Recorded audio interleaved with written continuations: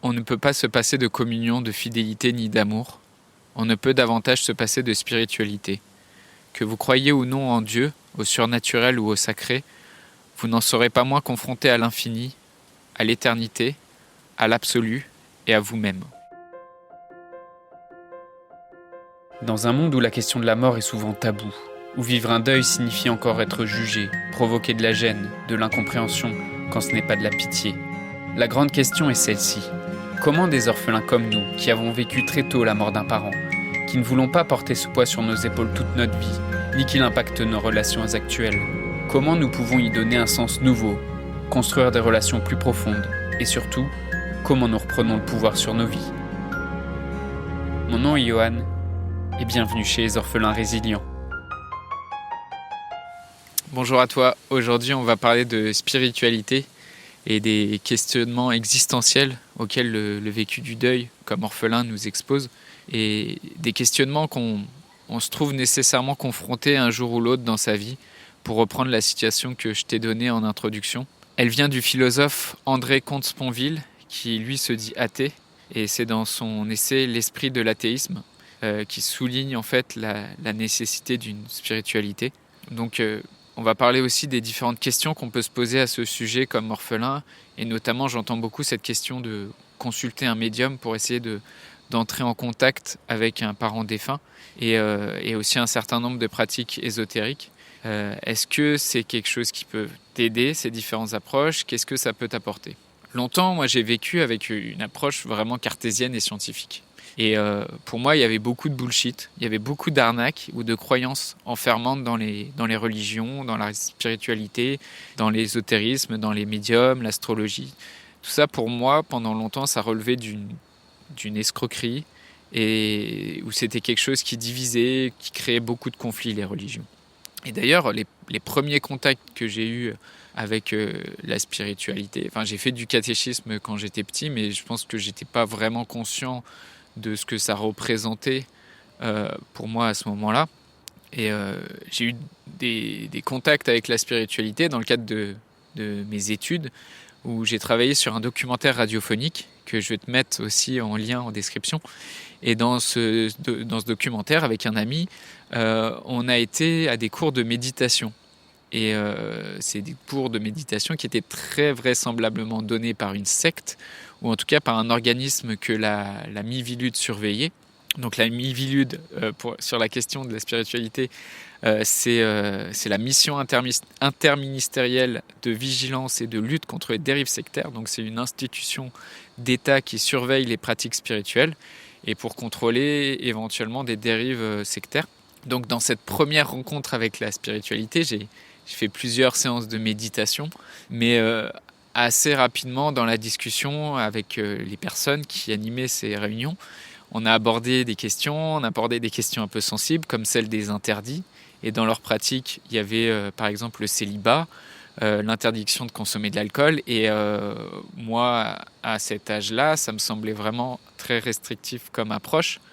Et donc, cette première expérience que j'ai eue avec la spiritualité a été, je me suis dit, c'est intéressant, la méditation, c'est sympa, on se retrouve et on regarde un vase et on essaye. Donc j'étais un peu dubitatif, on va dire. Et après, dans mon cheminement, dans mes questionnements, j'ai de nouveau rencontré la spiritualité sous d'autres formes, et je m'y suis ouvert petit à petit, comme avec la loi de l'attraction par exemple, avec le livre Un cours en miracle, ou dans le livre que je t'ai déjà cité qui s'appelle Conversation avec Dieu, qui est écrit par Neale Donald Walsch. Et en tout ça, toutes ces lectures, toutes ces recherches, ça m'a amené à me re-questionner mon rapport à la spiritualité, à la religion et à la croyance en général, et à voir que aussi ce que je croyais, ça a influencé mes perceptions, et que la question qui est principalement souvent de savoir si c'est vrai ou si c'est faux, si on y croit ou si on n'y croit pas, c'est pas la question pour moi qui est la plus intéressante. La vraie question pour moi, c'est est-ce que ça m'aide pour avancer ou est-ce que ça m'aide pas pour avancer? Et donc je vois souvent des questions des orphelins qui demandent qui est-ce qui a déjà consulté un médium? Est-ce que vous avez été satisfait? Est-ce que vous avez déjà fait affaire avec un médium? Des personnes qui cherchent des réponses à ces questions et qui pensent, qui se demandent s'ils ont déjà eu des contacts avec des médiums en ligne, et les difficultés aussi à sauter le pas, la peur aussi de se faire arnaquer concrètement dans ce genre de pratique, la peur aussi des fois juste d'être déçu de l'expérience. D'une façon plus générale sur la spiritualité, la mort et le deuil, ça apporte vraiment leur lot de questions existentielles. Pourquoi on vit? Pourquoi on meurt? C'est quoi la vie? Si pour toi une spiritualité, une religion, quelle qu'elle soit, des croyances, si tout ça, ça t'aide à trouver des réponses à ces questions existentielles, alors pourquoi pas? Et si c'est une spiritualité qui te fait grandir, qui t'aide, qui te nourrit, mais à l'inverse, si c'est une spiritualité qui t'inquiète, qui te contraint, qui t'isole ou qui t'oblige à faire quelque chose, si ça te déconnecte aussi de la réalité, là, je me poserai un peu plus de questions pour toi sur cette approche-là. Et en tout cas, il y a beaucoup de choses à explorer du côté des spiritualités, et c'est pas moi qui vais te dire sur cette question de la médiumnité si c'est quelque chose qui est légitime ou non. Et sur la question spécifique du médium, est-ce que j'y crois ou pas? Pour moi, c'est pas vraiment la question. Parce que je pense qu'à partir du moment où toi, tu crois en quelque chose, tu vas nécessairement faire l'expérience qui va potentiellement confirmer ta croyance. Et par exemple, si tu crois aux fantômes, il y a de grandes chances que cette ombre que tu vois sur un mur de ta chambre au milieu de la nuit, ça ressemble peut-être à un fantôme, ou tu crois que c'est un fantôme. Et est-ce que ça veut dire que les fantômes n'existent pas ou que tu les imagines? C'est pas ça, j'en sais rien. Et concrètement, je peux pas démontrer ni leur existence ni leur non-existence.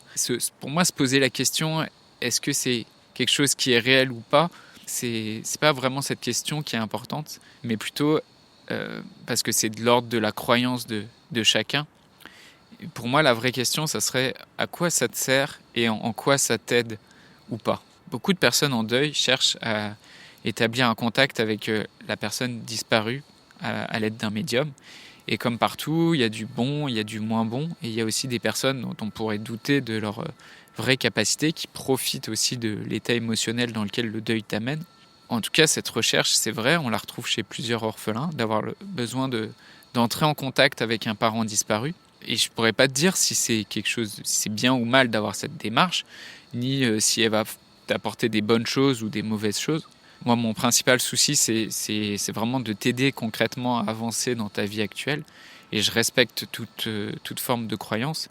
Et mon but, c'est que ce deuil, il n'impacte pas tes autres relations et que ça soit quelque chose qui soit bénéfique pour toi. Donc, je t'invite juste à questionner avec discernement, c'est quoi ta démarche et c'est quoi ce que tu recherches vraiment avec ce contact avec la personne. Qu'est-ce que tu veux en fait dans ce contact avec la personne, avec ton parent décédé, dans ce contact que tu souhaiterais établir? Est-ce que tu vas chercher une information? Est-ce que tu vas chercher à te faire pardonner? Ou est-ce que c'est une forme de déni de la réalité du décès? En fait, tu veux absolument maintenir ce lien avec cette personne. Donc toutes ces questions à te poser pour explorer aussi le plus sincèrement et le plus profondément possible cette envie d'établir un éventuel contact avec ton parent décédé. Avec un médium, en fait, moi, c'est vraiment ce qui m'interroge, c'est vraiment la façon de construire la confiance et la croyance qui m'interroge, parce que j'aime l'idée personnellement que la croyance et la confiance, c'est quelque chose que je construis à l'intérieur de moi, et c'est quelque chose dont je suis fait. Et si je vais voir un médium ou en qui je vais confier ma croyance et ma confiance, ça devient finalement quelque chose qui est à l'extérieur de moi, et donc d'une certaine façon, je dépends de lui.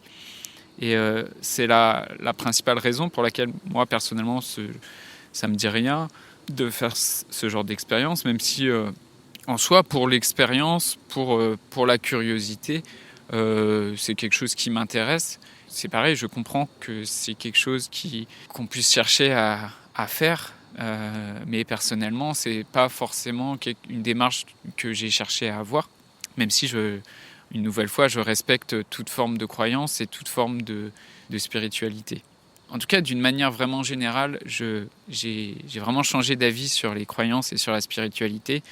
J'accepte concrètement les croyances des autres, j'accepte qu'elles puissent être différentes des miennes.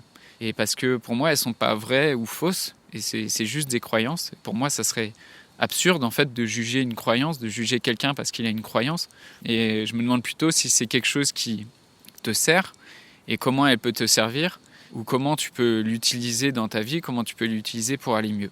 Et toi, peut-être, quelles sont les spiritualités ou peut-être les pratiques ésotériques que tu as explorées et qu'est-ce qui t'aide, qu'est-ce qui a éveillé ta curiosité, et tu peux venir en discuter sur le groupe Facebook. Je voudrais te remercier d'avoir écouté cet épisode et j'espère sincèrement que ce que je t'ai partagé aujourd'hui t'a aidé. Si ça t'a aidé, alors assure-toi de le partager avec quelqu'un d'autre qui en a besoin.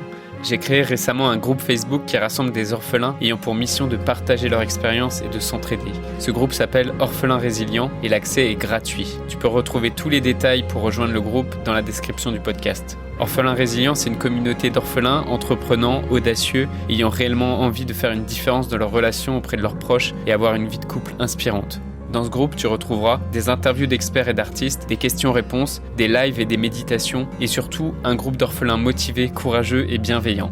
Donc je t'invite à rejoindre le groupe dès maintenant, c'est l'endroit dans lequel je partage le plus de contenu en ce moment. Le podcast Orphelins Résilients, c'est un nouvel épisode tous les jours du lundi au vendredi à 8h. Merci encore pour ton écoute. Je te laisse découvrir le sujet du prochain épisode. À très vite. Dans le prochain épisode, je t'inviterai à une balade, à venir marcher avec moi jusqu'à la mer.